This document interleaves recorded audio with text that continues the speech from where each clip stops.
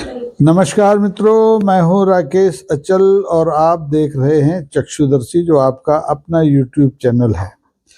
अगर आप इस मंच पर पहली बार हैं तो आपसे अनुरोध है कि इसे सब्सक्राइब कर लीजिए और वीडियो के अंत तक रहिए मेरे साथ, ताकि आपको भी आज के जो विषय है उस पर पूरा आनंद आए और आप उसमें शामिल हो सकें। मित्रों, आज मैं बात करने जा रहा हूं उस पर्वत श्रृंखला की जो दुनिया की सबसे पुरानी पर्वत श्रृंखला है। नाम है अरावली। हिंदुस्तान में और 7 पर्वत श्रृंखलाएं हैं, जिसमें अरावली सबसे पुरानी है। विंध्य है और आपका हिमालय है, ऐसी पूर्व की है, पश्चिम की है, 7 हैं, लेकिन अरावली सबसे पुरानी है। और अरावली चर्चा में इसलिए है कि अरावली की कदकाठी को जिसे भगवान ने बनाया है, जिसे प्रकृति ने बनाया है, उसे देश का माननीय सुप्रीम कोर्ट तय कर रहा है कि अरावली कितनी ऊंची हो तो वहां से अरावली मानी जाएगी। तो मैं कहना चाहता हूं कि मिलार्ड पहाड़ बोलते नहीं हैं, लेकिन उनका फैसला हमें डुबो सकता है, इसलिए संभल के। अब बात अरावली की होती है तो अरावली को लेकर के मामला पहुंच गया है सुप्रीम कोर्ट में, और सुप्रीम कोर्ट में जब ये मामला पहुंचा तो विवाद इस पर हुआ कि सुप्रीम कोर्ट ने एक ऐसा फैसला सुना दिया जो किसी के गले नहीं उतर रहा है। अब मैं कहना चाहता हूं कि मिलार्ड पहाड़ बोल नहीं सकते, लेकिन उनकी सुनिए जरूर, क्योंकि वे कानून के मोहताज नहीं हैं। अगर उन्हें बर्बाद कर दिया गया तो वे हम सबको भी ले डूबेंगे, ये तय है। अब मामला क्या है आपको मालूम है? मामला ये है कि दुनिया की सबसे पुरानी जो अरावली पर्वत श्रृंखला है, जो राजस्थान से दिल्ली तक फैली है, जिसमें हरियाणा बीच में आता है, उस अरावली पहाड़ को खोदने की मुहिम चल रही है। लोग उसमें से कच्चा माल निकाल रहे हैं और क्रेशर लगा दिए, ढेरों क्रेशर लगा दिए हैं।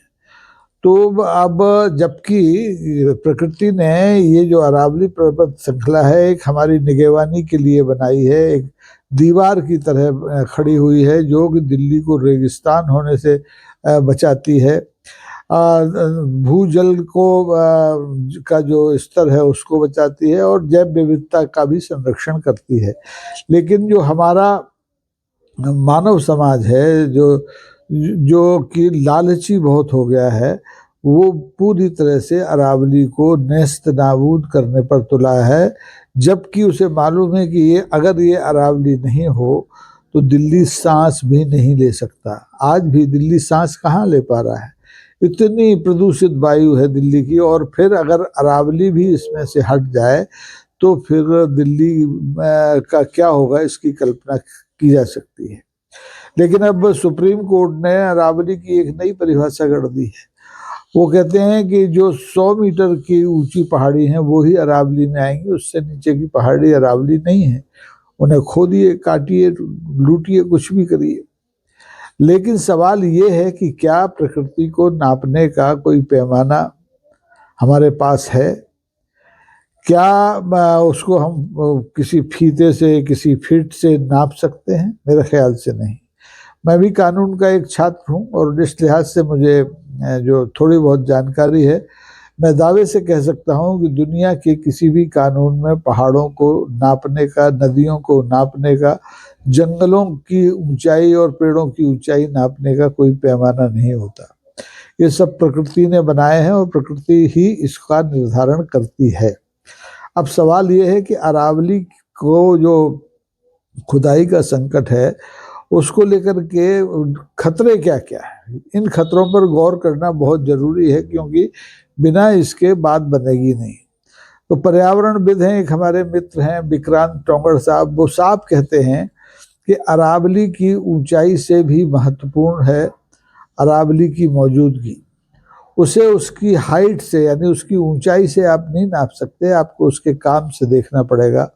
और काम वही है जो मैंने आपको गिनाए कि अरावली रेगिस्तान की आंधी रोकती है, अरावली भूजल का संरक्षण करती है, अरावली जैव विविधता के लिए काम करती है, अरावली लोगों को रोजगार देती है। जो अरावली का पहाड़ है, उस पर जंगल है, उससे जुड़ी और भी तमाम चीजें हैं उनसे। लेकिन नई परिभाषा का मतलब क्या है कि 100 मीटर से ऊंची जो पहाड़ियां हैं वो अरावली है, उसके नीचे की जो है ना आप इसका मतलब खोद कर फेंक दीजिए। छोटी पहाड़ियों को आप गायब कर दीजिए, उनसे खनन कर दीजिए, उनसे कंक्रीट के जंगल बना लीजिए। ये मनुष्य के लालच का सबसे बड़ा उदाहरण है। अब अरावली को लेकर के माननीय सुप्रीम कोर्ट ने जो परिभाषा दी है उसको लेकर के अब राजनीति भी हो गई है। समाजवादी पार्टी के अखिलेश यादव कहते हैं कि अरावली को बचाना है क्योंकि दिल्ली को बचाना है। अगर अरावली की दीवार हटा दी जाए, उसको कमजोर कर दिया जाए, तो फिर दिल्ली भी बच नहीं सकती। पर्यावरणविद हैं दीदाराम जुल्फी साहब, वो कहते हैं कि यदि अरावली न होती तो फिर दिल्ली भी नहीं होती, दिल्ली बर्बाद हो चुकी होती। अब सवाल यह है कि अरावली को कौन समझाए, कौन चिंता है, अरावली को कौन बचाए?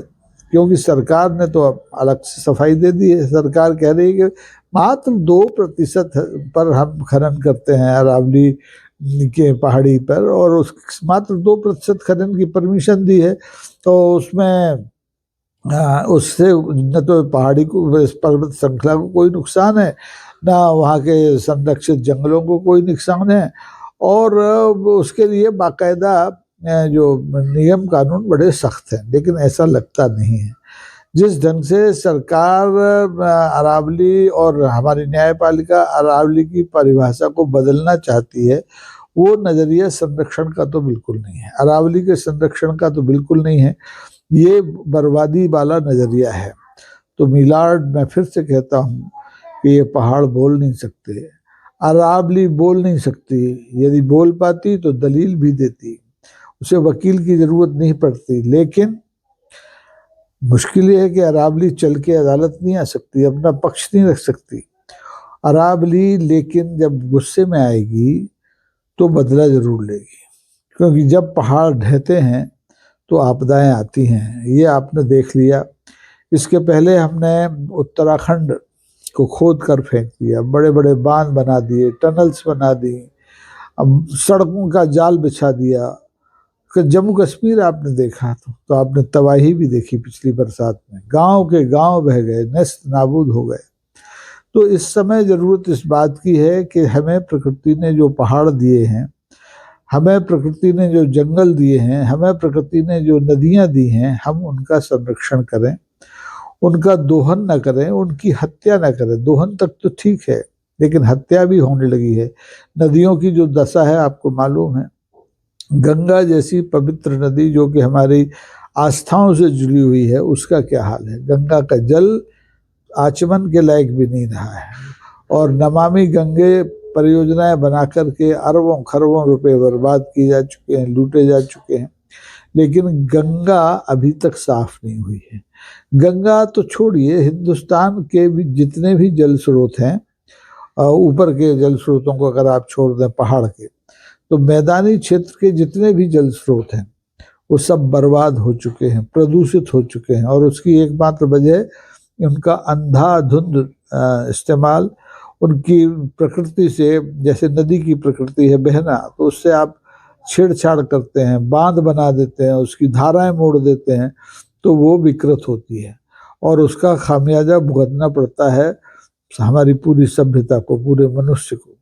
लेकिन मुश्किल ये है कि हिंदुस्तान में इस बात को लेकर के, जल, जंगल, जमीन और पहाड़, इनको लेकर के जो नज़रिया लालची समाज का है, वही नज़रिया सरकार का है, और वही नज़रिया अब दुर्भाग्य से न्यायपालिका का भी दिखाई देता है, क्योंकि न्यायपालिका अब उसकी पर्वत श्रृंखला की ऊंचाई तय करने में लग गई है। मेरे ख्याल से इस पर पुनर्विचार की जरूरत है, थोड़ा निर्मम होने की जरूरत है। पहाड़ों को अगर नहीं बचाया जाएगा तो फिर जमीन भी नहीं बचेगी। पहाड़ हमारी नदियों के स्रोत हैं, पहाड़ हमारे जंगल को जीवन देते हैं, नदियों से जो पानी आता है, पहाड़ आपदाओं को रोकते हैं। लेकिन अगर पहाड़ों से छेड़छाड़ की जाती है तो पहाड़ आपदाओं को लेकर भी अपने साथ आते हैं और उससे कितनी जनहानि होती है ये आपने पिछले दिनों देखा। और दुनिया में जहाँ भी इस तरह की जो घृणित नजरिया जल जंगल जमीन और पहाड़ के साथ अपनाया जा रहा है, वहाँ ये हादसे हो रहे हैं।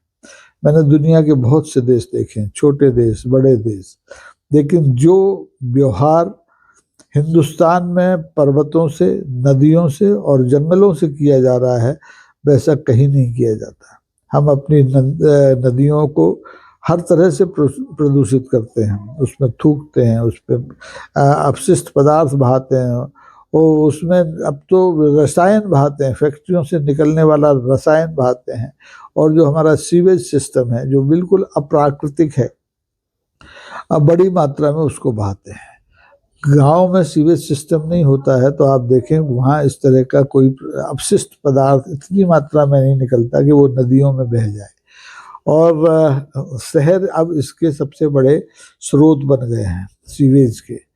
तो यही हाल पहाड़ का है। जब आप निर्माण कार्य करते हैं तो आपको कंक्रीट चाहिए, रेत चाहिए, मुरम चाहिए, तो आप नदियों को खोद रहे हैं, आप पहाड़ों को खोद रहे हैं, आप सिर्फ ऊंचे ऊंचे पहाड़ों को नहीं खोद रहे हैं, भूमिगत जो पत्थर है उसको भी खोद रहे हैं। और ये अवैध खनन अरबों खरबों की अर्थव्यवस्था का एक प्रतीक बन गया है। लोगों की संपन्नता इससे जुड़ी हुई है और ये लालच दिनों दिन बढ़ता जा रहा है। दुर्भाग्य ये है कि हमारी जो अदालतें हैं वो भी इस मामले में बहुत ज़्यादा संवेदनशील नहीं है, बहुत ज़्यादा विनम्र नहीं है। और चूंकि इन सब चीज़ों के लिए हमारे पास कोई स्पष्ट कानून नहीं है तो उनकी व्याख्या वो अपने ढंग से कर रही हैं। तो ये मौका है कि देश के जितने भी पर्यावरणविद हैं, जो जल को, जो जंगल को, जो जमीन को, जो पहाड़ को पहचानते हैं, वो सब मिलकर के इन्हें बचाने के लिए आगे आएँ, इनका संरक्षण करें। और देश की न्यायपालिकाएं भी अगर इसमें अपनी भूमिका सुनिश्चित कर लें तो फिर ये दिक्कत नहीं आएगी कि अरावली जैसी सबसे पुरानी मानव सभ्यता से भी पुरानी पर्वत श्रृंखलाएं जो हजारों करोड़ों साल की निर्माण का प्रतीक हैं वो नष्ट होने लगे। इनको बचाने की ज़रूरत है। अगर पहाड़ नहीं होंगे, अगर नदियाँ नहीं होंगी, अगर जंगल नहीं होंगे तो मनुष्य का वजूद भी नहीं होगा। तो अब ये वजूद का संकट है मी लॉर्ड, अरावली का संकट मनुष्यता के वजूद का संकट है। इसे बचाइए, इसे बचाने में मदद कीजिए। नए पैमाने इनकी कदकाठी को नापने के मत गढ़िए। प्रकृति ने जो बनाए हैं उसे ही मान लीजिए। दूसरे रास्ते ढूंढिए। आपकी जो ज़रूरतें हैं घर, मकान, सड़क निर्माण के लिए, उसके लिए दूसरे तरीके ढूंढिए।